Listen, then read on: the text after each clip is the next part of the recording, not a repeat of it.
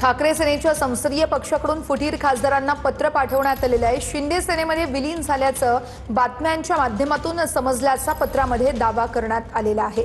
शिंदे सेनेमध्ये विलीन झाल्याचं चित्र निर्माण केल्याचा या ठिकाणी मुद्दा मांडण्यात आलेला आहे। घटनेच्या कलम 10 अंतर्गत तुम्हाला कुठल्याही पक्षात विलीन होता येणार नसल्याचा या पत्रामध्ये मुद्दा उपस्थित करण्यात आलेला आहे। आमची प्राधान्याने सांगावं लागेल डॉक्टर श्रीकांत शिंदे, डॉक्टर श्रीकांत की ते गेले भेटले।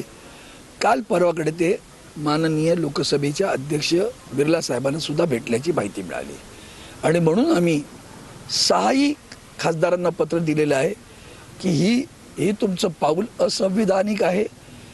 त्याची जाणीव आम्ही माननीय लोकसभा अध्यक्षांना पण दिली आहे की हे असंविधानिक आहे। अशा प्रकारचं कुठल्याही गटाला मान्यता देता येत नाही याची आपण नोंद घ्यावी आणि तशी कारवाई करावी अशी अपेक्षा आम्ही व्यक्त केलेली आहे।